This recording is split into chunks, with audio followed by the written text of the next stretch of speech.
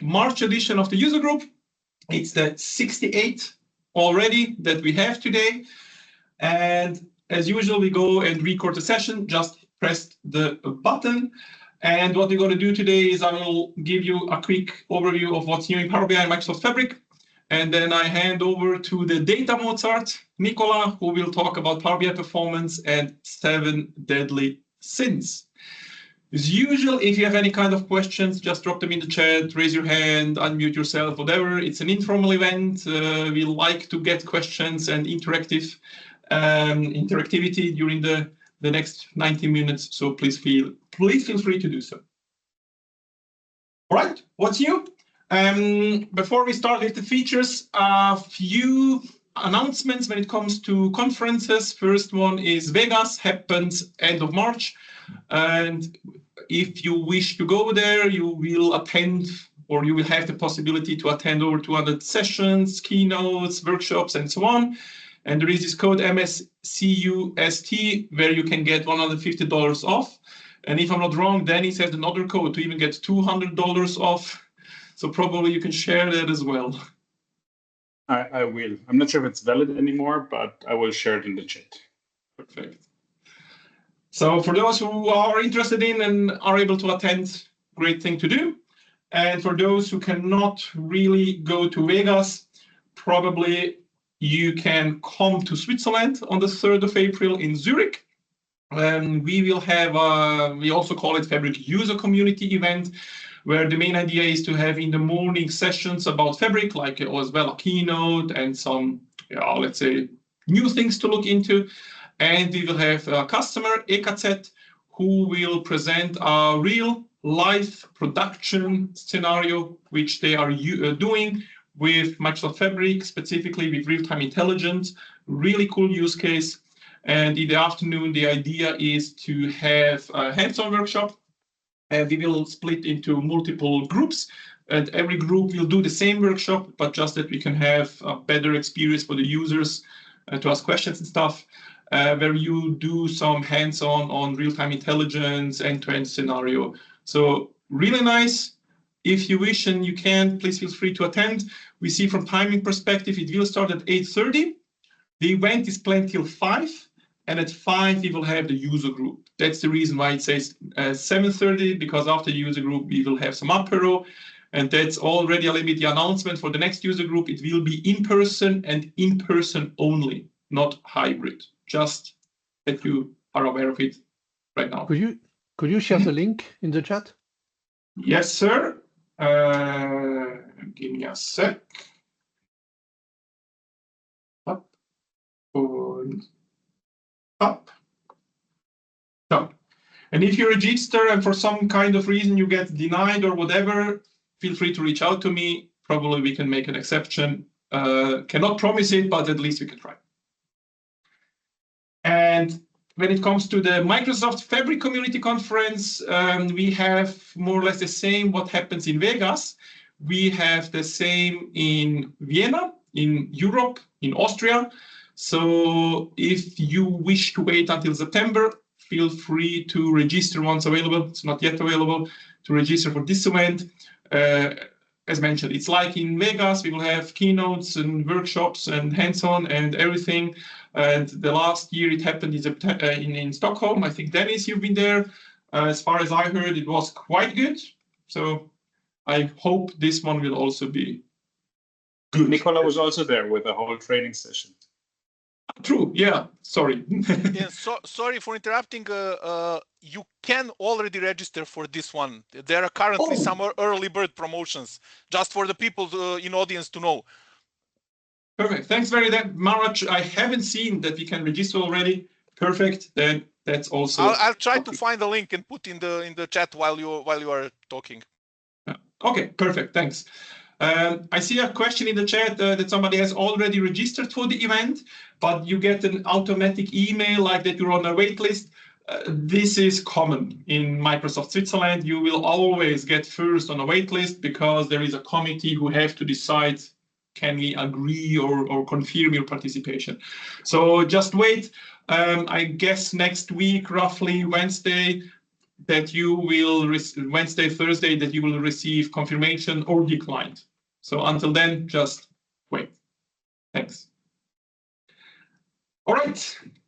Fabric Career Hub, as usual, if you wish to learn some stuff and so on, always a great place to have a look to. Feel free to check it out when it comes out about Fabric. And with that, let's start with features. From Power BI perspective, unfortunately, not much. Until yesterday evening, I haven't seen any real Power BI updates, so it's a little bit more about Fabric today. So hopefully next time we will have even more features than usual to talk about when it comes to Power BI. And looking from a Fabric perspective, the first thing what we're going to do is we announcing the billing for Workspace Monitoring. And so this is a feature where you can enable on a workspace level to monitor everything that happens on this workspace. This will create a so-called event house in which the data is stored. And until now, it's free, but you still see it in the metrics app just as a non-billable item. And starting from March 10th, it will be charged. So from next week on, more or less. Moving on, this is a quite cool feature for those who worked with signups especially.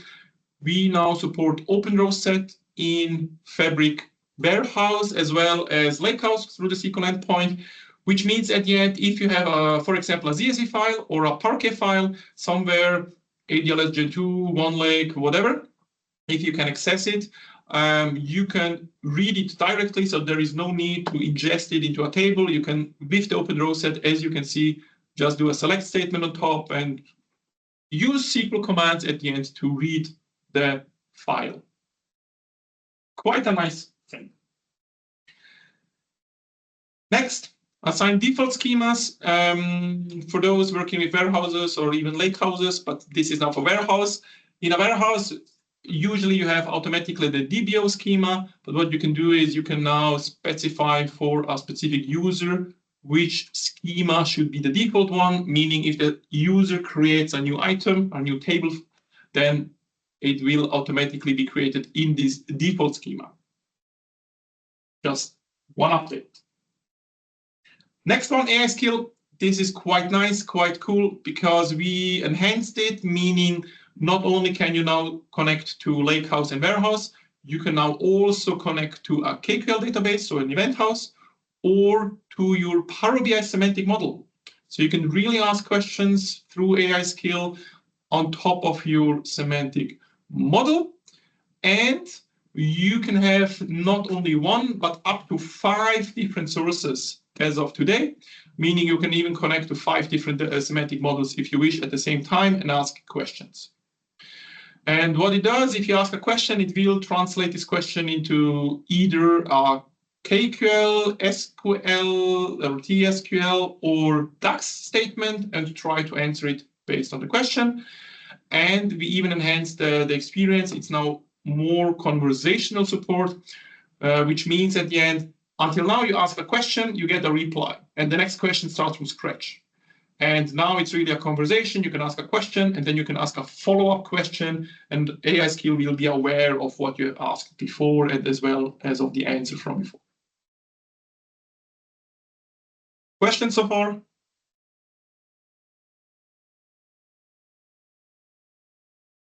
All right. Next one, a little bit developer style. We introduced or announced the Fabric-cicd deployment tool. For those who liked to code everything, it's an open Python library which you can now use.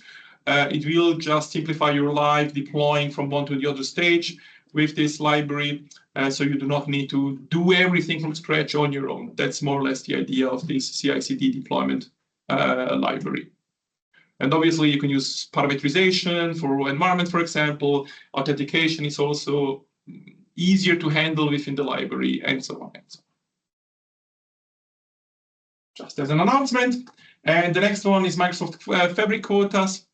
Quotas in this case means we want to make sure that not per default you can have too much capacity units in one region deployed, just to save as well a little bit each data center.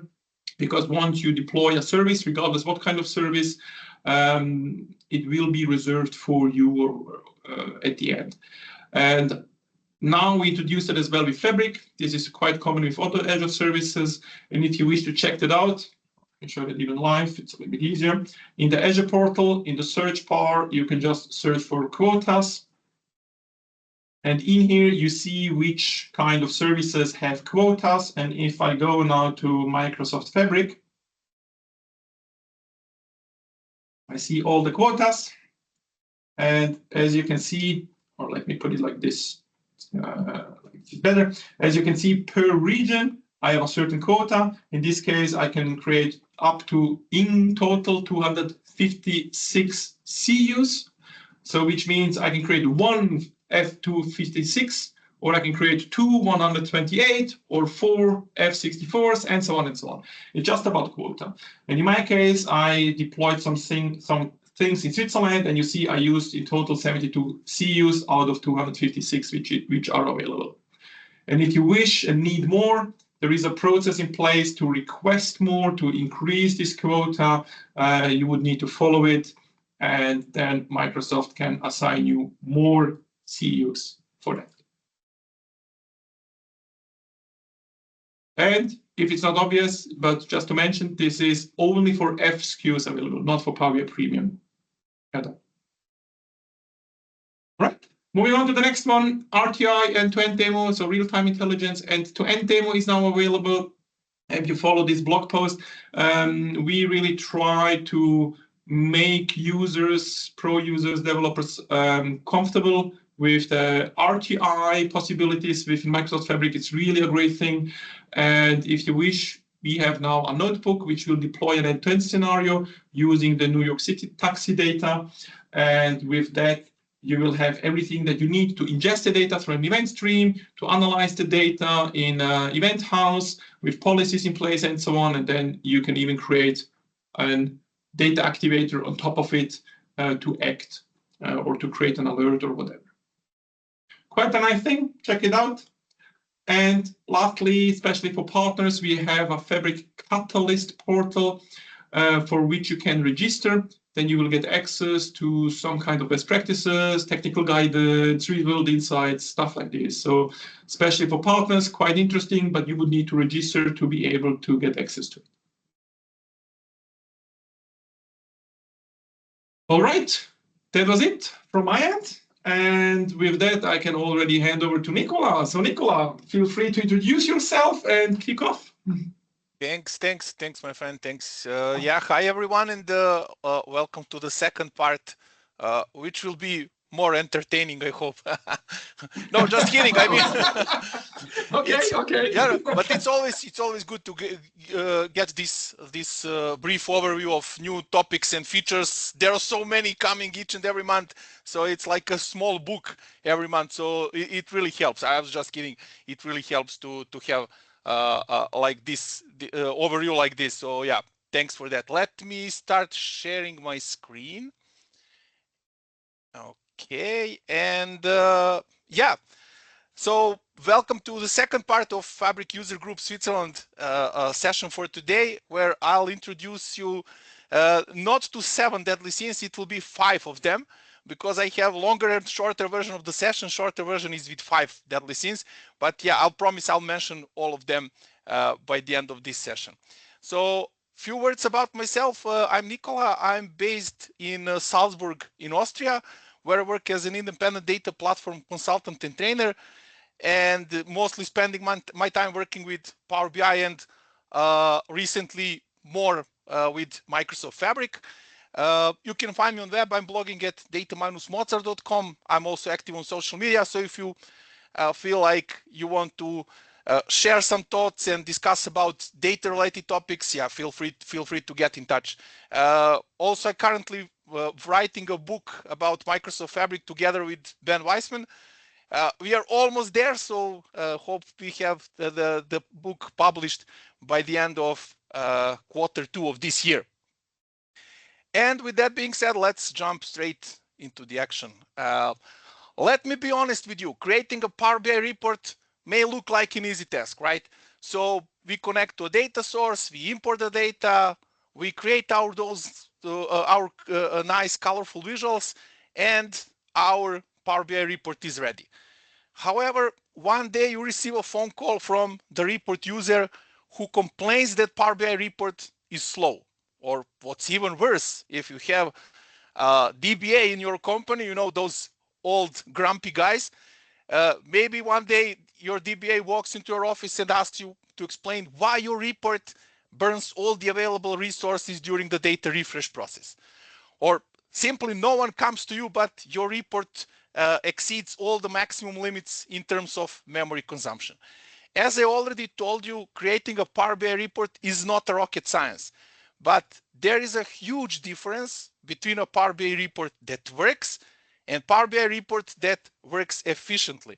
So we are going to talk today about how to build your Power BI reports, not just to work, but to work efficiently, and that everyone, or let's say as many people as possible, are happy with performance of your report. Now you're probably asking yourselves, if I have performance issues, where do I start? And trust me, that's the best possible question you can ask yourself. Why? Because once you identify the area that causes problems to Power BI performance, you are halfway through the solution. Okay, maybe not halfway, I'm a little bit optimistic, but you can then shift your focus to finding a solution to a more specific issue. There are at least 5 key areas to examine if you want to improve the performance of your Power BI reports. First is data model size, then data refresh process, DAX calculations, visualizations, rendering time, and storage mode decision or storage mode choice. We will discuss all 5 of them today, next approximately 1 hour. The thing I forgot to mention, if you have any questions, feel free to drop them in the chat. I will try to monitor the chat while talking. If not, I will ask Christian or Dennis to interrupt me, and I'll try to answer the question as soon as possible. Okay, so let's. Yeah, dangerous. Fred says dangerous to offer me the option to ask questions. I'll take a risk. I'll take a risk. Okay, so let's go to the first topic, which is data model size. It is so important that in certain scenarios, for example, if you are operating on the Power BI Pro license and you are using shared capacity, there is a 1 gigabyte limit per semantic model. And if you hit this limit, your solution simply can't be used. Data model size also affects our second talking point, the data refresh process. As you may assume, the larger the model, the more time and resources are needed for the data refresh. Essentially, when we talk about Power BI and its model, we are talking about a tabular model. So tabular model speed is based on keeping data in memory. Thus, the smaller the memory footprint of your data model, the faster it will be. Now, to understand what affects your data model size, we need to lay some theoretical background. First of all, when we talk about storing data in Power BI using import mode, import storage mode, data is being stored in a columnar database, which is called VertiPack. So what VertiPack does, it keeps the snapshot of your data in memory, and then we can refresh this snapshot periodically from time to time, depending on our specific business needs. It can be every hour, once per day, once per week, once per month, and so on. So to understand how things work in the background with VertiPack and storing data in Power BI, you should be able to differentiate between 2 main components of Power BI's backend storage, which are called Formula Engine and Storage Engine. Formula Engine, in simple words, of course, represents the brain of Power BI because it is capable of translating any DAX code as long as you write valid DAX code in terms of syntax. Formula Engine is capable of understanding this DAX and to translate this DAX into a query plan. Once the Formula Engine receives the request from the report, basically when DAX query is created, it sends the query to execution to a storage engine. Storage engine represents the muscles of Power BI because it literally physically goes through the data stored in tabular model and pulls out this data and returns it back to formula engine, because before this data is returned directly to Power BI report. That means if storage engine needs to spend, if it needs to go through massive amounts of data, it would obviously need more time to and resources to get the desired data back from Vertipack. I always like to use this analogy. Imagine that you need to find a book in your old attic. What do you think? Will it be faster and easier to find it if you have just a few items around, or if the attic is in the mess and full of all kinds of stuff like in this picture you see currently on your screen? So that's why I say always this analogy with old attic may be helpful to understand also how complicated is to find relevant data in Power BI. Now, optimizing data model size is a very, very broad topic. I think I did a session few times, a dedicated session just for reducing the data model size. So I'll try to keep it here, let's say condensed and list best practices related to data model size optimization. First, and most of people take this for granted, but it's not. Trust me, reducing the amount of data that you are importing in your Power BI semantic model and keeping only those rows and columns your users really need in the report, that's your starting point. And that's something where you can make astonishing savings, and it's a low-hanging fruit, can bring you some very, very easy and quick wins. I'll show you soon in a demo what I'm talking about. First of all, remove unnecessary columns. That's kind of vertical filtering. So if you have a table with 50 columns and you know that your users will need 20 of them, don't import all 50 columns. Just simply import those that you need. Even if you are not 100% sure, it's better to start smaller. And then if someone asks for the certain column, it's better to add 1, 2, or 5 additional columns than having 25 or 30 columns that are not necessary.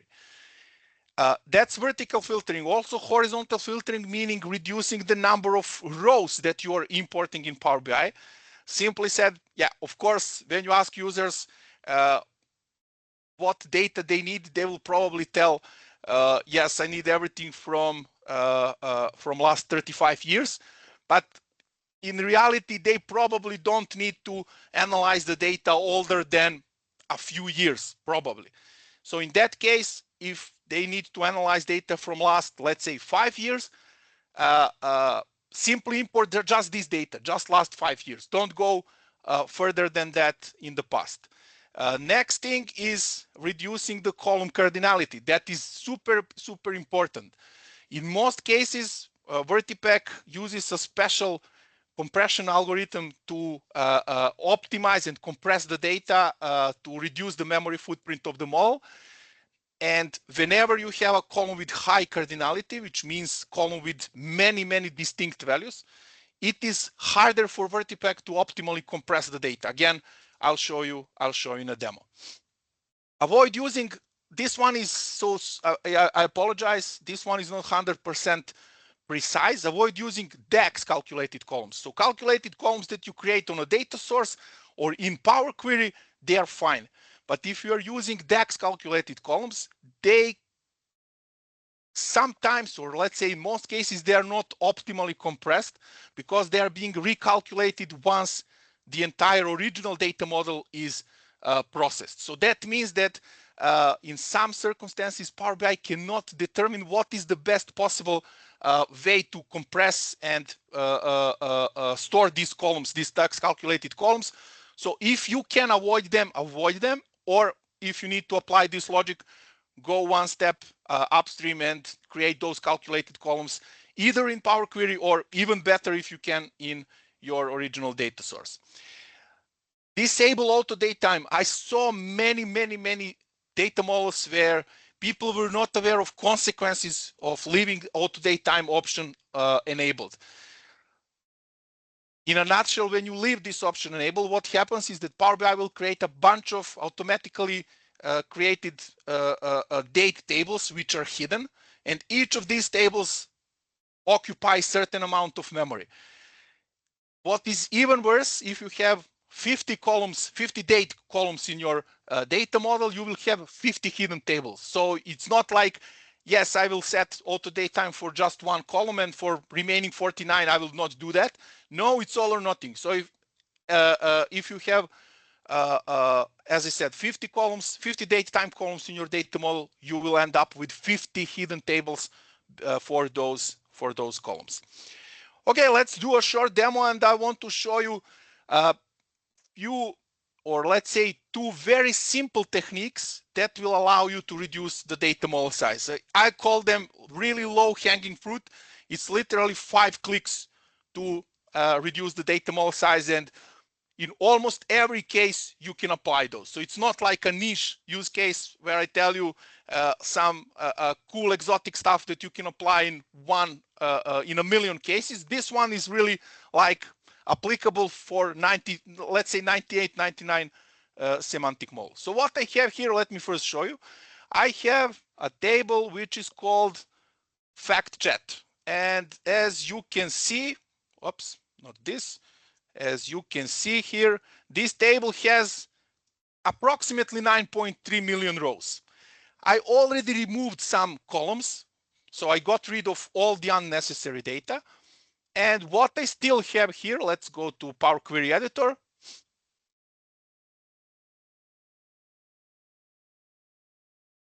So what I have here, I still have 6 columns, and the data was imported from the original SQL database as is, without applying any additional transformations. As you see here, I just removed some of the columns to speed things up and show you how you can apply those 2 techniques that I already mentioned. So essentially here, I have a column date TM start UTC, which shows when the chat started in the original, in UTC time zone. And as you can see, the data is stored on a second level of precision. So this is a regular date time data type in SQL Server. And what's the consequence of storing the data as is? So I just imported this data into Power BI, and let me go here to open my DAX Studio. So DAX Studio, I sincerely hope, because you are in the Power BI user group meetup, that you already are aware of DAX Studio. In case that someone doesn't know, don't worry. It's a fantastic free tool that you can download at daxstudio.org. And yeah, it has a lot of great features. One of those is Vertipec Analyzer, which is a built-in feature in DAX Studio. So if I go to Advanced here at the top and then click View Metrics, this will run a series of dynamic management views against my Power BI model. And here I can see a nice overview of the details behind the tables and columns in my data model. So here is my chats table, which in total occupies 500, let's say 550 megabytes. And you see that the column date TM start UTC alone takes 441 megabytes. The cardinality of this column is almost 9 million, because as you may recall, we store the data on a second level of precision. So there are many distinct values, okay? So what's the usual or common requirement in most analytical reports? People want to analyze data in most cases on a daily level. Sometimes it's hour level, or I don't know, part of the day and so on. But in 98% of cases, people want to analyze data on a daily level. So why should we keep the information about hours, minutes, and seconds? I can simply right-click here, change the type of this column from date time to date, and essentially now I got rid of this time portion. No hours, no minutes, no seconds. I hit close and apply. I want to show you here that now, instead of almost 9 million distinct values in this column,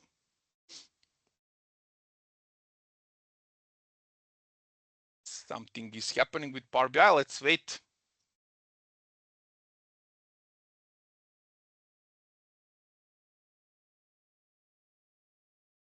Okay, it was fast. So now we have, instead of almost 9 million, we have slightly more than 1,000 distinct values. What is the impact on the data model size? I go back to DAX Studio and refresh my metrics. Remember, previously chat table was 550 megabytes. It's now 117 megabytes. And date TM start UTC instead of 440 megabytes is 7.6 megabytes. So it's like 90% savings in memory size just by removing unnecessary part of our column. And that's when I mentioned that cardinality is probably the biggest enemy for optimizing data model size. As soon as you are able to reduce the column cardinality, you will be also able to reduce the column size and data model size. That's one technique. Another technique can be if your column contains decimal numbers. So let's open again Power Query Editor. Like in this case, I have a column chat rating, which stores the data with a level of precision of 5 digits after decimal point. In case I go and transform this and round this to let's say round up or round down, or just round to 2 decimal places like this, again I reduce the cardinality. If I check in DAX Studio, currently this column has almost 5,000 distinct values. And if I now hit close and apply, let's see the difference. It needs to reload it, but yeah, it will probably go fast. So this way we are also reducing the cardinality. So any technique that allows you to reduce the cardinality of the column, meaning to reduce the number of distinct values, in the final outcome will produce the lower memory footprint. So I'll go back to DAX Studio and click again on View Metrics.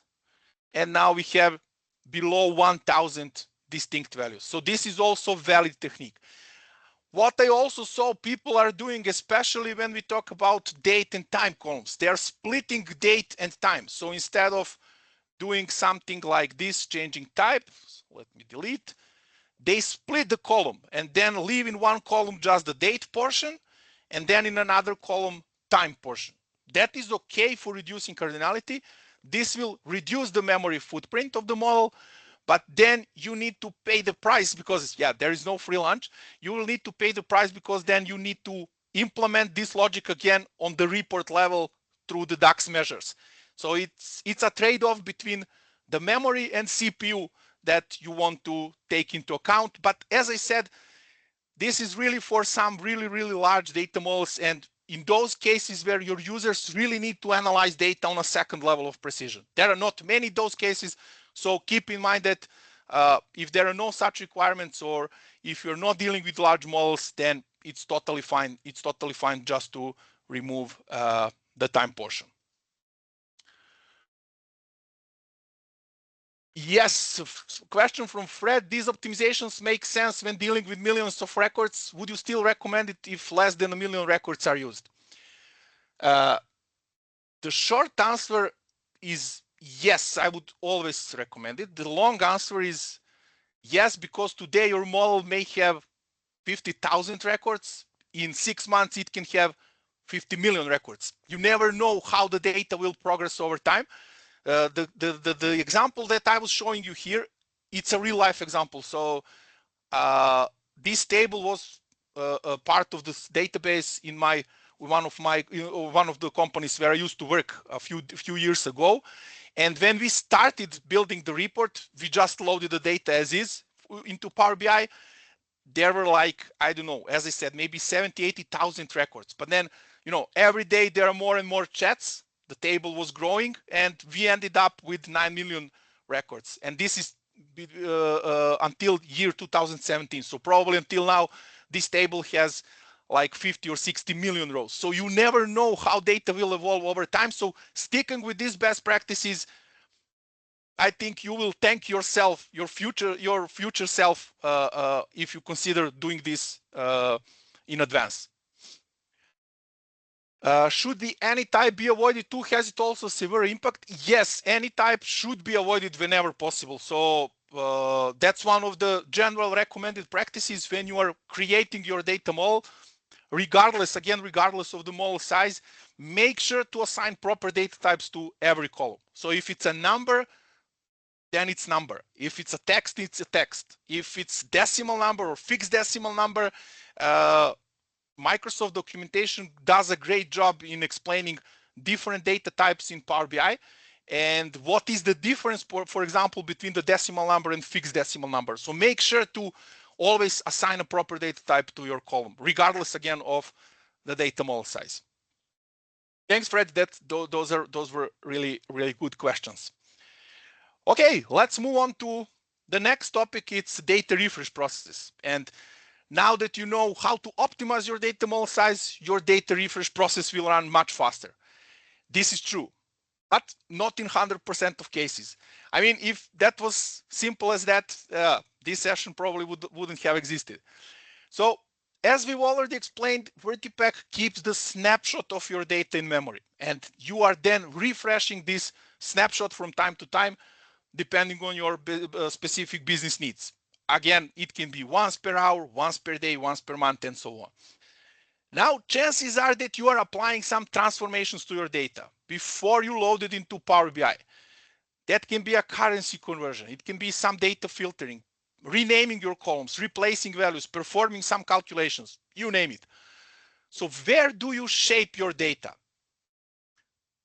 Source database. That's the most obvious choice, and in most cases, the most desirable scenario, which is based on traditional ETL or ELT processes nowadays, where we perform all these transformations as upstream as possible.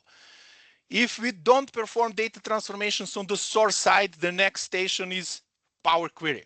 Power Query is the built-in tool within Power BI that enables you to perform all kinds of transformations to your data. Last time I checked, in official documentation, you can apply more than 300 different transformations using low code or no code approach. So everything can be done from graphical user interface. Additionally, all the transformation steps that you applied during the data transformation process, they are saved. So every time you go and refresh your semantic model, these steps will be automatically applied to shape your data and prepare it for the report. Under the hood of Power Query is a mashup engine that enables this data shaping process to run smoothly. And Power Query relies on a very powerful M language for data manipulation. Now, for some data sources, such as relational databases, but also some non-relational data sources, such as OData or a Microsoft Exchange or SharePoint list, Mashup Engine has a capability to translate this M language that is generated when you do transformations in Power Query into the language that the underlying data source will understand. In most cases, we are talking about SQL. So in most cases, when we talk about this translation of M language into a querying language, we are talking about the SQL language. What's the deal with that? Why is that important? Well, the idea is to push these complex calculations and transformations directly to a data source. So Power Query can basically leverage capabilities of robust relational database management systems that are built to cope with huge volumes of data in the most efficient way. And that ability of Power Query's mashup engine to create a single SQL statement that's going to combine all the transformations behind your data transformation operations is what we call query folding, or let's try to make it simple. If the mashup engine is able to generate a single SQL query that is going to be executed on the data source side, we say that the query folds. And this is an extremely important feature in Power BI, where a lot of people are not aware of it. So I like to quote our fellow MVP from Ireland, Ben Watt, who calls query folding an unsung hero of Power BI, because a lot of people are not aware, and it helps a lot. Now the next question is, how can I turn on query folding? You don't have to, so it's just happening or it's not happening. But in the demo, I will show you how some subtle differences in the way you transform your data in Power Query can enable or disable query folding. So let's do a short demo. Again, I'll go to Power Query, and this time we are looking into online sales table. This is a table from the sample Contoso database, so you can also go and download it and play if you like. So what's the idea? The idea is I need to implement some transformation steps and see what implications these transformations have on the data refresh process. So let's start with applying some transformations. So I'll go and expand my dim customer table and choose first name, last name, and gender. Okay, just watch out. Everything that I do on top of this data will be saved here on the right-hand side in the applied steps window. So let's now, for example, capitalize not capitalize, but let's create uppercase for all our first names. So I'll right-click on the column, choose transform, and then simple uppercase. Then let's change the data type here. Instead of date time, I'll change this to date, similar to what I did in the previous demo. Then, for example, I can calculate, I don't know, let's do absolute value of our sales amount. Then let's filter something. Let's do replacement. So I'll go to my gender column, right click on it, replace values, and let's replace F with female. Okay, and then let's apply some filtering. So I'll go to my sale. Let's say I'm interested just in those orders where the sales amount is greater than, let's say, 500. Okay, so I applied different transformations to my data, and let's say I'm happy now with it. First, let's check if the query faults or not. So how can we check this? Right click on the last transformation step. If this option view native query is enabled, this means that this query faults. And I can click on this view native query. And for all of you seasoned SQL professionals, don't laugh at this SQL code. This SQL code works. So it's maybe not the optimal, the most efficient one, but it works, and it will return exactly the data that we asked for. So if you take a thorough look here, remember I uppercased the first name, I changed the data type of my date key column, I calculated the absolute value, I replaced F with female. So everything is translated to SQL, and all of these transformations will be executed by SQL Server, by my source database. That's cool, but the coolest thing here in this query is in the last line. This one literally says to SQL Server, hey, SQL Server, I don't care about records where the sales amount is lower than or equal to 500. Give me just those records where sales amount is greater than 500. So I'll go back and click OK, and then apply these changes. Let's see how long does it take for this table to load. Don't pay attention to chat table at this moment. I should have disabled it, but never mind. So for online sales, it took around, let's say, 10 seconds. And there are 1.5 million records approximately. Let's go here. So this table now has 1.5 million rows that are refreshed in approximately 10 seconds. Now, if I open again my Power Query editor, and let's break now query folding. You shouldn't do that. You know, those advertisements, don't do this at home. So you shouldn't do this. This is just for the sake of showing you the impact of when the query folding is broken. So I will replace this step where I change the type of my date key column. Before I do that, I want you to pay attention to the M formula generated by Power Query. So when I right click on my date key column and chose to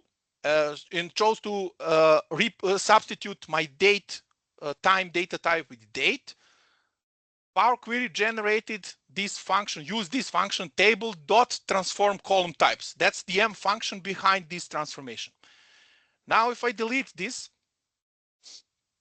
and go one step back, and then again right click on the column, but instead of change type, I will choose transform and say date only. I'll insert this step. So you see that the outcome is the same. Again, we don't have hours, minutes, and seconds. We just have a date. But now instead of table.transform column types, it's table.transform columns. So basically one word, few letters, right? And now if we go here and right click, you see that view native query option is disabled, which means that this query probably doesn't fold. And I can go and check each and every step, but in this case, because I know that I broke the query folding here with extracted date step, I will go one step above, and here I still see view native query. So let's open view native query and just compare it to the previous version. So this time only uppercase transformation is pushed to a data source. No replace, no absolute value, nothing. But what's even worse, there is no where clause at the bottom. What will happen now? I'll hit apply changes and let's wait for this to refresh the data. Nicola, I'll take the time while this is loading, if okay for you. Absolutely, yeah. Just to make you aware, for the super geeks between us, query folding works on almost all databases. So query folding do not work, for example, on an Excel sheet. But Power Query has some issues showing you that the native query is enabled. The trick that you showed, it works, for example, with SQL, but from experience, I know that it doesn't always work, for example, with an Azure Databricks or with Snowflake. Yeah, I know for Snowflake, it shows that it's disabled, but in the end, it happens in the background. Exactly. Yeah. And if you really wish to see if it works, there is a command with Power Query where you can ask for the meta information, and in the metadata, it tells you query folding is enabled. Yeah, that's a great tip. You know. Thanks. That's a great tip. So whenever you see that query folding, that view native query option is disabled, double check it. I mean, with SQL Server, you don't have to, but as Christian mentioned, for some third-party data sources, always double check if the query folding is happening or not. If it's enabled, then it works and you don't need to worry. What happens in this case? You see how many records Power BI loaded? More than this 1.5 million. So definitely it will reload the entire table because there is no where clause. Poor SQL Server doesn't have idea about this sales amount greater than 500. So it will push all the records from the table, all 12.6 million rows. In the end, you see that we have the same outcome. We have 1.5 million records, but instead of having a data refresh completed in 10 seconds, it will take 1 minute or more. And this is just a single table with 12 million records, which, let's be honest, that's a medium-sized table in terms of Power BI. There are many bigger tables out there. So make sure to check if the query folding happens or not. If you find the step that breaks the query folding, try to push it as much as possible down in this transformation pipeline. So in case I figured out that my extracted date step breaks the query folding, but I simply don't have another option to transform this data. I need to use this transformation. What I can do, I can put it here. And then if I check, the native query option is still disabled. But if I click on the previous step, you will see that now all of our transformations except this one were pushed to a SQL Server. And again, we have our where clause here. So as a rule of thumb, if you have a step that breaks the query folding and you need to keep it, push it down this transformation pipeline as much as you can. The ideal solution is that you don't break the query folding. If you break it, the later, the better. Okay, let's list some best practices for data refresh process. The first thing I'm going to recommend is a fantastic blog post from Phil Seamark, who works for Fabric-cicd team in Microsoft. So if you go to this link here, maybe I can drop the link in the chat window.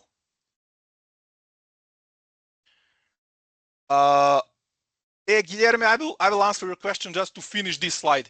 So if you go to this link, you can grab a free template that visualizes the data refresh process.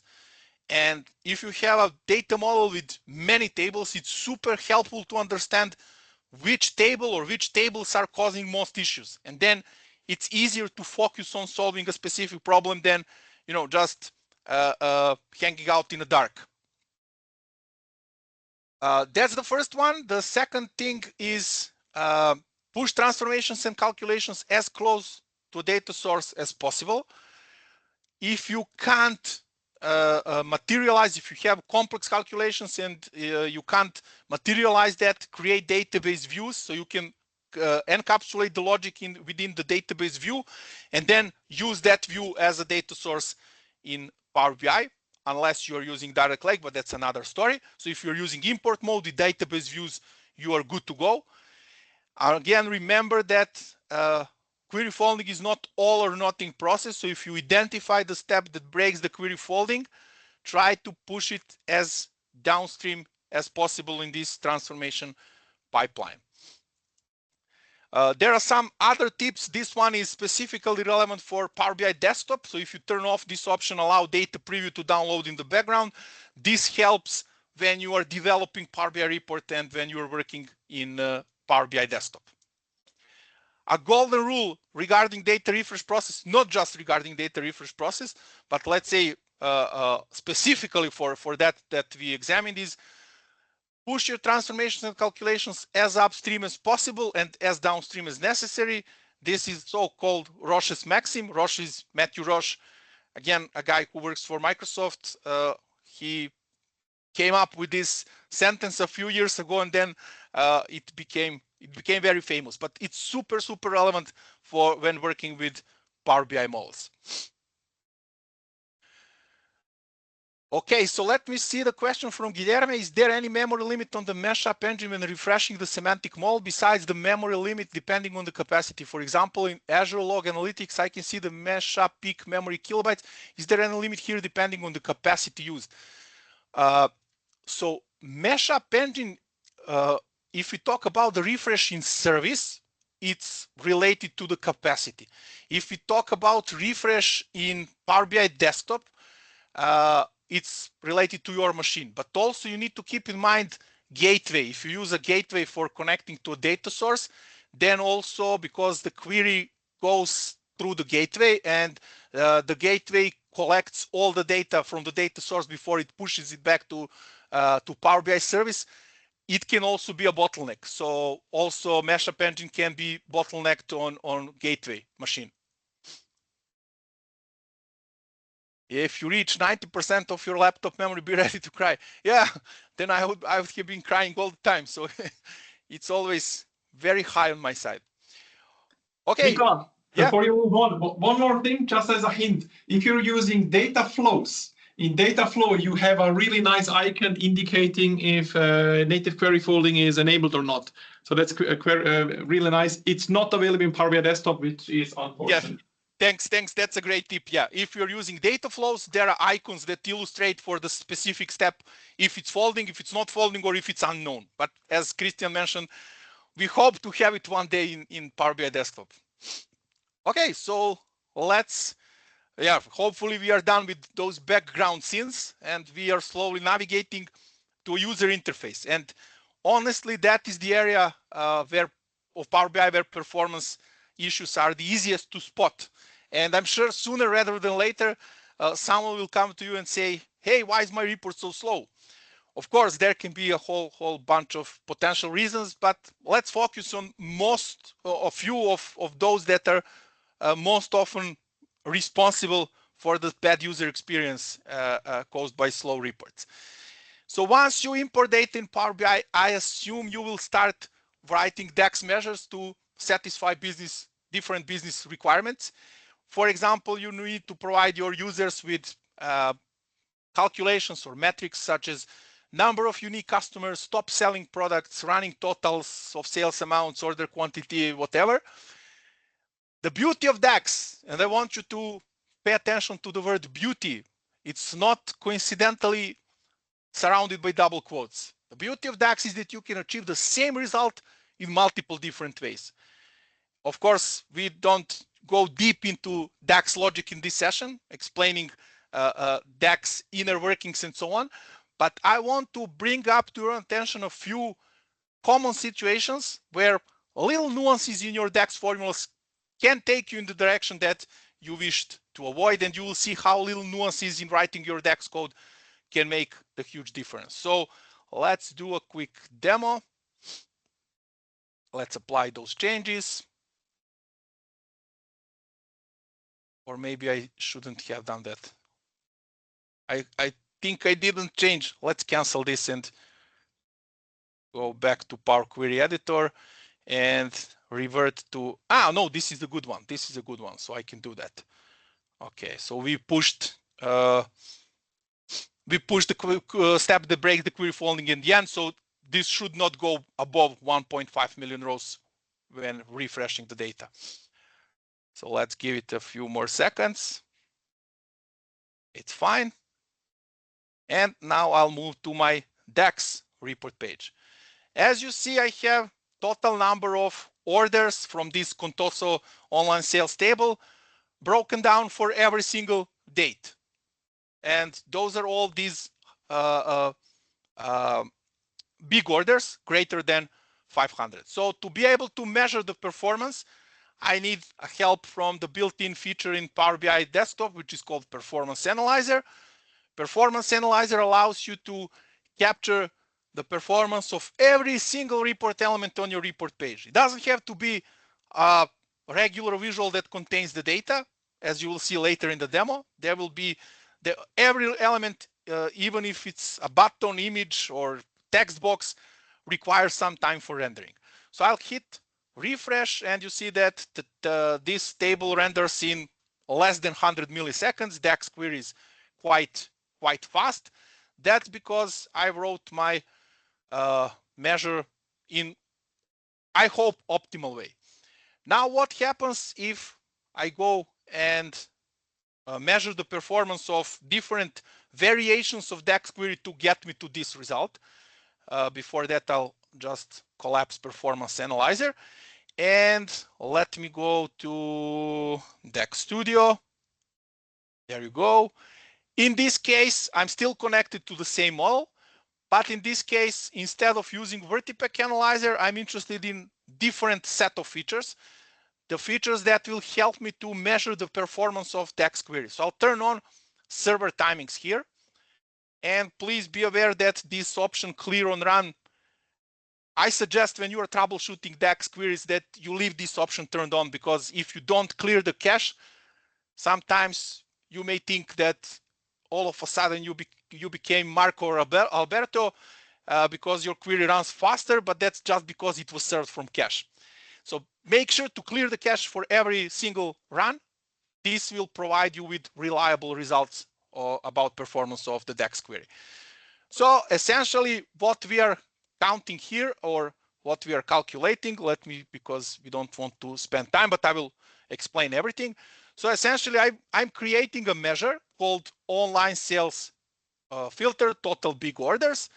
And within this measure, I'm calculating the total number of distinct orders where the sales amount is greater than 500. How I wrote this measure? So I simply used calculate function to modify the default filter context. And as a calculate modifier, I'm using a filter function, which returns a table. As a first argument of the filter function, I'm providing the table name and then my condition that sales amount is greater than 500. Everything looks good, right? So let's run this query and see how long does it take. Here at the bottom right corner, you can follow the elapsed time. It's not that fast like in Power BI Desktop. So let's see how long does it take.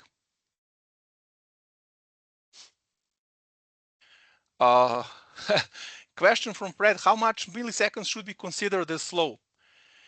Well, if you have a table with 1,000 records, then 1,000 milliseconds it's too much. But if you have 1 billion table, then yeah, I would be happy to have a performance of 1,000 milliseconds. So it depends on many different things. There's no golden number that I can tell you everything above or below 500 milliseconds, it's slow or not. Depends on many different things.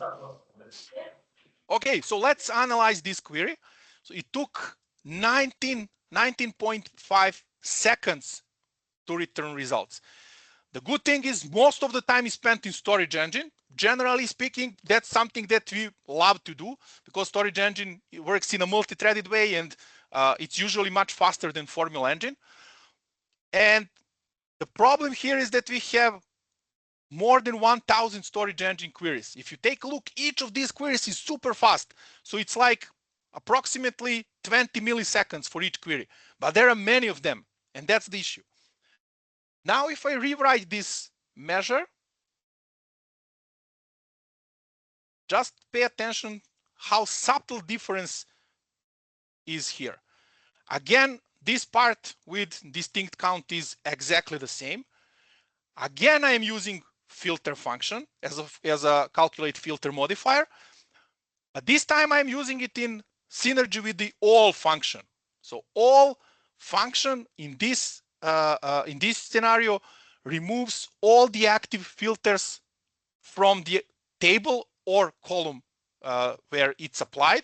In this case, I'm applying all function to my sales amount column from the online sales filter table, and then I'm introducing my own filter here. My filter says, give me only those records where sales amount is greater than 500.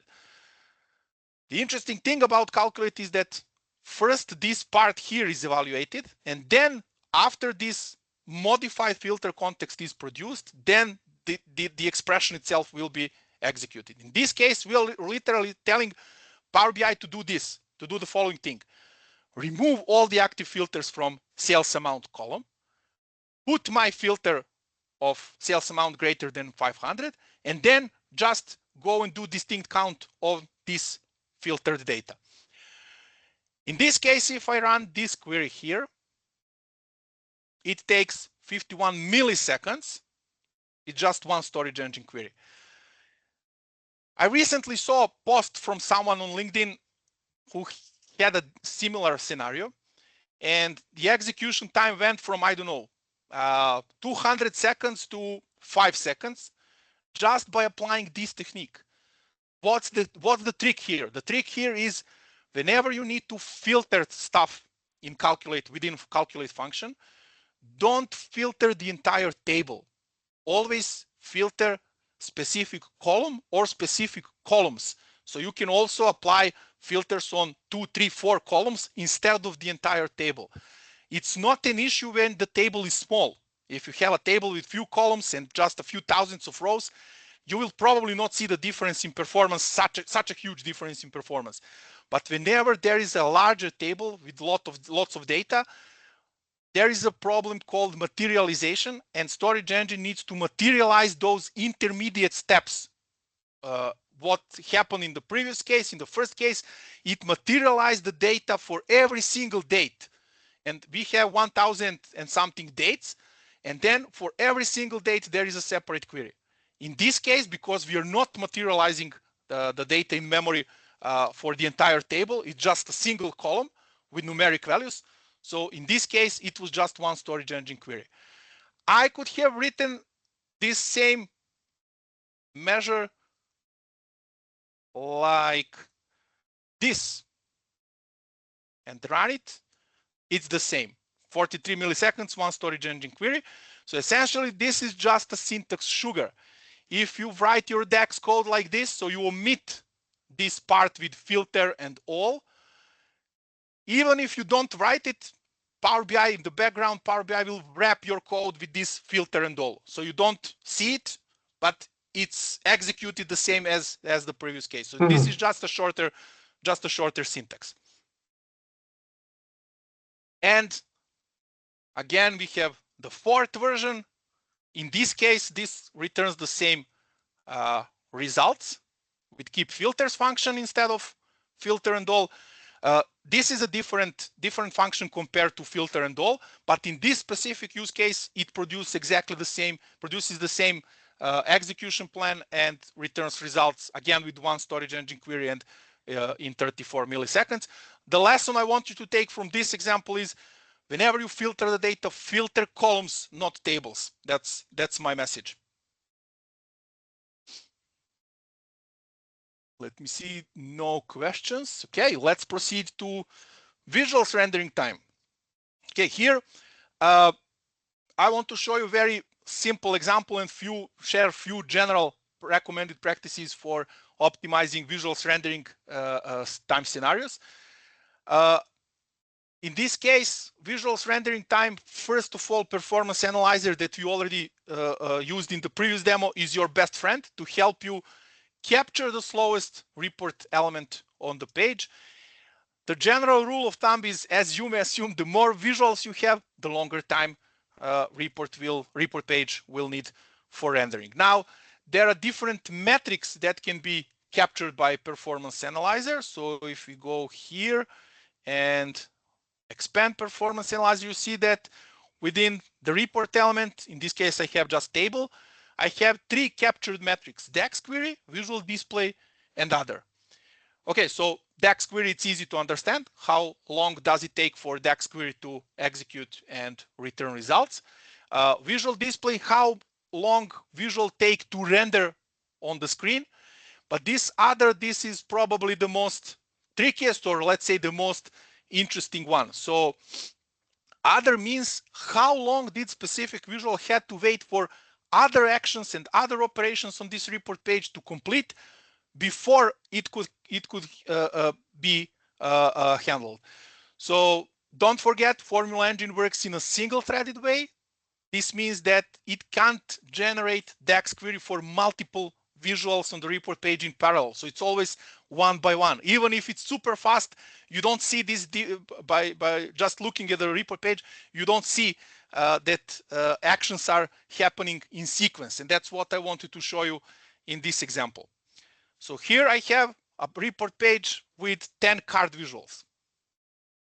Let's refresh this. It's fast because these calculations are very simple. It's just sum, average, mean, max, and so on.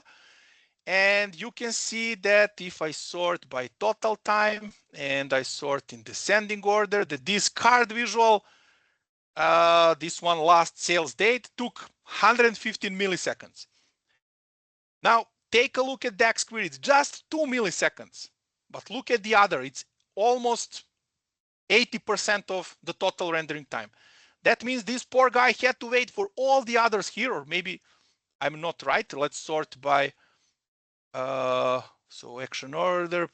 Yeah, we don't have this option, but let me check quickly. Yeah, other progressively increases. So essentially, this poor guy had to wait for all the other elements on the report page to render. This is 83 milliseconds. And then it was its turn to show, to calculate the value and show on the screen.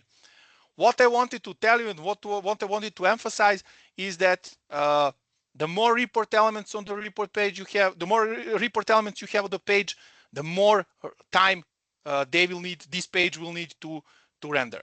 Now, if I go and show you another page, which looks exactly the same, I use the technique from Chris Hamill. Essentially, you need to spend some time to format the matrix visual. This is nothing else but a matrix visual with 5 different columns. So I spent some time to format this visual, but in this case, instead of having 10 report elements, I have 4. And that's because I'm also using shapes to create the same look of the previous page. But essentially, I have just 2 data-related elements on the report page, 2 matrix visuals. And in this case, of course, difference between 70 milliseconds versus 200 milliseconds, it's not relevant. But in real life, I had an example with 33 cards on the report page, and the rendering time went from 3.5 seconds to 300 milliseconds. That's 10 times faster. So what I wanted to tell you, don't pay attention too much on numbers. Again, to go back to this question about milliseconds, try to understand the improvement in terms of order of magnitude or percentage. This is 2 times faster than previous case. And with more complex calculations, probably the difference would have been even larger. So going back to a presentation, this was a simple example. What I also wanted to mention, if you are Power BI Picasso and try to impress your users with some nice artistic elements using shapes, buttons, images, and so on, please keep in mind that these elements also need time to render. So if you have, let's say, 20 artistic elements on your report page, like images, icons, I don't know what you are using, and each of them takes 25 milliseconds to render. Like in this case, you see it's 23 milliseconds. Multiply this by 20, that's almost half of a second just thrown away on the elements that don't provide any business value. They don't contain data, they're just artistic, right? So in those cases, if you want to be a Picasso, but then use some of the tools that allows creating nice visualization backgrounds. I'm using PowerPoint. You can also use Figma or something like that.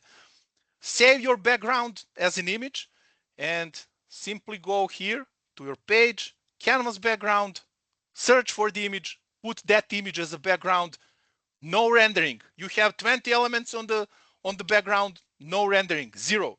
So that's my advice how to optimize also visuals rendering time. Okay, a few best practices to list here. Reduce the number of visuals, same as for data model size. Whatever is not needed on the report page, don't use it, remove it. It's not just about rendering time, it's also about reducing the clutter on the report page. So let me see the questions. Tables with a lot of details are a performance killer as well, I guess, when it comes to rendering. Yeah, just be patient, few more seconds, you will see it on your screen. Display aggregated data by default, and then enable drill through for details. That's a great tip, Matthias, thank you. Essentially, when you, as Matthias mentioned, when you are using tables on your report page that contains thousands and thousands of rows, because by default it can show, I think, up to 500 rows. So if you scroll down, whenever you scroll down, new portion of data is loaded, so it will take some additional time. Hence, the idea is whenever you can, display aggregated data, and then use drill through to allow users to, if they need to see the details, to go to the separate report page and see this filter data on a drill through page. Cross filtering, sometimes sync slicers. This is not like you don't have to use sync slicers, or you shouldn't use sync slicers, not at all. But I was seeing reports with many pages, and when the sync slicer is synchronized across multiple pages, sometimes can produce also depending how complex the slicer, the data that populates the slicer, it may also cause performance issues. Okay, maybe we should talk about this scene in the beginning, because decision about storage mode is one of the first decisions we need to make when starting Power BI solution. However, I've intentionally left it for the closing part of the session, and I believe I have a good reason for doing this, because I saw a lot of cases. Where people thought that poor report performance can be improved by simply switching to direct query mode. The explanation I was getting was, yeah, we have super powerful database engine on the background, and we want to leverage these capabilities of these powerful engines in the background. This is wrong assumption. I will tell you immediately. I mean, those systems are built to cope with large amounts of data very efficiently, but in completely different scenarios compared to using this data for Power BI reports. Before I explain, yes. If I may, sorry, before we go into this topic, just one little sentence regarding the rendering of the visuals. For those who work with bookmarks, if you hide the visual, it will not render from the beginning. And if you click on the bookmark to make it visible, at that point in time, it will render. So this is also a little bit optimization, let's say, but I wouldn't go full extent and working just with bookmarks. But Just that you know that this happens. No, that's a good point. That's a good point. Only visible elements on the report page will take time to render. Everything that you hide, that's not rendered until you again you show it on the report page. Then it will require time. But that's a good tip. Although I have another problems. I mean, let's say considerations for bookmarks maintenance and so on. But fair point. You can reduce the number of visuals with using bookmarks. Yeah. Okay, so before we explain why you should avoid using direct query, let's first explain what is a direct query, just in case that someone doesn't know. When you choose direct query storage mode for your tables, this means that the data is retrieved from the data source at the query time. And that also means that that data resides outside of Power BI before, during, and after the query execution. So Power BI stores just a metadata, not real physical data. Physical data is all the time stored outside of Power BI. And I would say that thinking that using direct query mode instead of import mode for the sake of performance is one of the biggest misconceptions. Of course, direct query has its use cases and scenarios. It's not there just by coincidence. Whenever you have a real-time reporting requirements or your data is too large to be stored in memory in import mode, of course, direct query is a valid option. But if you can use import mode and it doesn't perform well, and you think if you switch to direct query that this will improve performance, that's not going to happen. I have to disappoint you. So when to use direct query, I would say, to cut the story short, there are 3 scenarios where direct query should be used instead of import mode. First, your data is too large for import mode. So if you are working on a shared capacity, we already mentioned this is 1 gigabyte per semantic model. It may happen that you hit that limit, go with direct query. You need to live with that. Then requirements to have near real-time reporting solution. Because as you already mentioned, when we use import mode, Power BI keeps the snapshot of the data. And now let's say that the requirement is to have the data in Power BI report with maximum 5-minute latency. You obviously can't refresh your import mode model every 5 minutes. Not going to work. In those cases, yes, direct query is obvious choice, but here is one big but. Is it really necessary? If you ask your users what they consider as real-time reporting, and trust me, I tried that multiple times. I've been getting answers like, yeah, every morning when I come to my office and I turn on my PC, I want to see the latest data. Every morning, that's real-time data. Twice per day, in the morning and before I leave the office. So those are all scenarios where you can easily implement import mode, and with schedule refresh, you don't need to worry. So only in those cases where you really can't satisfy this requirement for frequent data refreshes, you need real-time data or near real-time data in Power BI, then direct query is the way to go. And the third reason to use direct query is when security policies are defined on the data source side, because report consumers' credentials will be propagated directly to the data source and security rules will be applied there, then it makes sense also to use direct query. If I still didn't convince you to avoid direct query, or you simply must go this way, some general rules that you should keep in mind to optimize direct query scenarios. First thing is one huge if. So if you have permissions or if you are on good terms with your DBA, and you or someone can perform changes on the data source, there are multiple ways to improve the direct query performance. First, you can create proper indexes to support most frequently run queries. Also, you should ensure that data integrity is in place.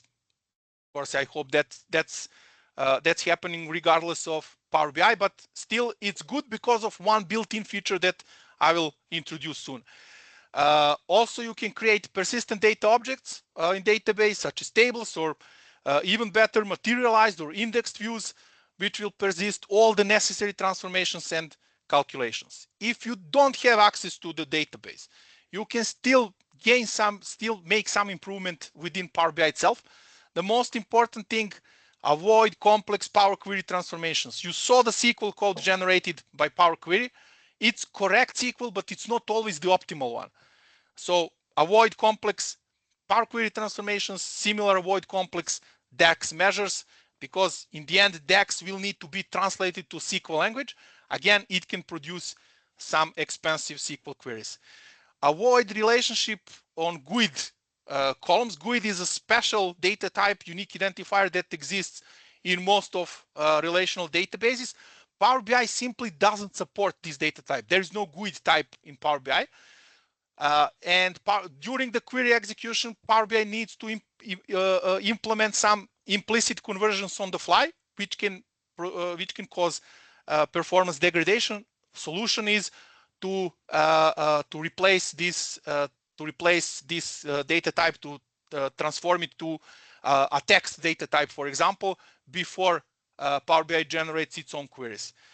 Limiting parallelism whenever possible. You can set this option on your own, and applying query reduction techniques within Power BI Desktop. Under the Optimize tab, those are options that you can apply so that not every change of the filter or slicer is directly propagated to the SQL database to generate a new query. But once you change all the values, then you can hit apply slicer or apply filter, and then it will be one query instead of multiple queries. And then this option that I mentioned, assume referential integrity. So basically, let me show you, but I don't think I have it in this model. So when you go to the model view, yeah, I don't have it. So let me quickly pull one table from Contoso just to show you this. Never mind, it will be disabled for import mode. So this option works only for, let's take something small, dim product, load. This option works only for direct query, as you will see. So now when I open properties of my relationship, here is the option assume referential integrity. This one is disabled, as I mentioned, for import mode tables. But when you use direct query, you can check this box here. It's unchecked by default, which means that Power BI will assume that there might be some referential integrity issues on your data source side, and it will always, because of that, to avoid some inaccurate results, it will always use a left join operation to connect data from two tables. When you check this option, assume referential integrity, then you explicitly tell Power BI, look, I know that there are no referential integrity issues. Feel free to use inner join. And in most cases, inner join is more performant than left outer join, produces a less expensive query plans. So this is assume referential integrity option, to use inner joins instead of left outer join. But general best practice about direct queries, avoid whenever possible. So let this be your last island. Let's put it that way. Okay, we covered a lot. I went longer than expected. Sorry about that, but yeah, hope it was useful at least. So let's wrap up some key takeaways from today's session. The key thing to identify which part or which parts of your Power BI solution don't perform well. If your data model size is large, consider removing unnecessary rows and columns and try to reduce column cardinality. For example, by changing data type or by rounding decimal numbers. If your data refresh process takes a while, check if the query folding is happening or not. In case you identify the step that breaks the query folding, try to push it down this transformation pipeline as much as possible. Be mindful when writing DAX. For example, remember our case from demo. If you need to filter the data, filter columns, not entire tables. If your report page renders slowly, try to reduce the number of visuals on the report page and use Performance Analyzer to identify bottlenecks, and don't use many visuals that calculate single value, such as card visuals, for example. Finally, stay away from direct query storage mode if possible, and use it in only those 3 scenarios that we've already discussed. Now, obviously, you should keep in mind each of these points, but if you ask me, one of them is slightly more important, and that is the number one. Why? Because identifying which part of your Power BI solution is the root of performance issues will help you to focus on solving a specific problem rather than wasting time on less important stuff. That's it from me. Let me see if there are any questions. Add rendering time, user brain. Yes, we always need to take this into account. We have a question, Nicola, from the room. Yes. Nicola, a question about direct queries. So when you work with multiple semantic models and you have this mixed storage mode, which is essentially direct query, what is the best practice? Because we can't avoid it, you know? Yeah, I mean, I was about to say if you can avoid it somehow. When you do direct query on analysis services, so if you do direct query on top of already published Power BI model, I would say that should be in theory more performant than regular direct query over SQL database or something like that, because it's still DAX, so it doesn't need to be translated to any other querying language. I mean, general practices for composite models are still applicable. If you can't avoid that, I don't have any, like specific things that I can add on top of that. Thank you. No problem. There is a question in the chat. Are there performance issues specific to mobile view? Ooh, that's a good question. Unfortunately, I don't know the answer. Me neither. I haven't heard anything about mobile view, mobile performance issues. Yeah. I would say it's the same. Yeah. I wouldn't expect, but yeah, I can't tell 100%. Thank you, Matthias. Thanks. Yeah, looks like no other question. Then my last question will be, you mentioned that you would go through 5 deadly sins. What are the 2 others that we haven't heard? 2 others that you haven't heard are data modeling stuff, so star schema. Yeah, okay. And the 7th one, let me just, so I forgot, sorry. Oh, no, sorry. I got you. you caught me. No, just a second. And creating aggregations. Ah, okay. Yeah, very good. Probably we can have you in another session where we deep dive there then. Yeah, why not? Why not? I have a session on query folding, like 60 minutes of query folding. So yeah, this was just a condensed thing. Yeah. Very nice. Yeah. Oh, a question. Star schema, is it a sin or not doing it? No. Star schema is not a sin. On the contrary. So you should use always star schema. I mean, whenever you can. In real life, you will hard get a perfect star schema with 1 fact table and 4 5-dimension tables. We know that, but still, star schema is the way to go. Yeah. DAX optimizer. Yeah, that's a good starting point. Yeah, DAX optimizer, the external tool that can help with optimizing DAX. Absolutely. Yeah. Whatever you find useful outside of Power BI desktop world that may help you to optimize your workload, be it a DAX optimizer, DAX Studio, tabular editor, measure killer. Yeah, I'm a big fan of all these tools that make our life easier in the end. There are tools to chase onions, columns, and sandwiches. Yes, measure killer, for example, and we had Gregor here as well. So yes. All right, Nicola, thank you very, very much. Let me take over once more just to close the session. And thanks everyone from my side. Very insightful as always with you, Nicola. Thanks. Just 2 or 3 reminders. First, some learning resources. I'll make sure to post the links as well then in the description of the YouTube link, so you have it over there. And the next user group happens next month in April, 3rd of April. As mentioned at the beginning, it's in person only, not hybrid, not online, in person only.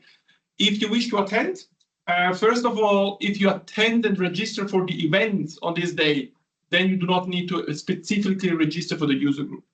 But if you just wish to attend the user group, feel free to reach out to me, just saying, hey, I wish to participate, so that I know your name and company name, because I need to register you here in the survey.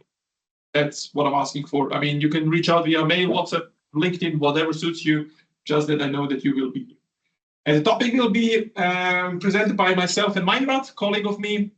We have an end-to-end scenario, which we present a little bit how to come from REST APIs or from Python scripts to KQL, and how to have a Power BI report on top of it. What are the benefits, especially looking from a Fabric point of view. And with that, once more, thanks very much for everyone attending today. Special thanks to our guest speaker, Nicola. As usual, always a pleasure. Hope to see you shortly in person as well. And with that, pleasure thank is you very mine. much. Yeah, hope to see you. Yeah, hope to see you in person. Once I go through Salzburg in the morning, I will need to write you. Yeah, for sure, for sure. Yeah. My phone is on silent, but never mind. So you can ignore me. Perfect. No, just kidding. Yeah, drop me a message. Drop me a message. For sure. All right. Thanks, everyone. Have a nice evening and hope to see you soon all. Have a good one. Bye, everyone. Bye-bye. Thanks a lot. Ciao. Thanks, guys. See you. Bye-bye. Bye-bye. Bye. See you guys. Evo ga, tata presto. Ajde, hvala ti još jedni, jel da? Pa se Nema vidimo. na čemu.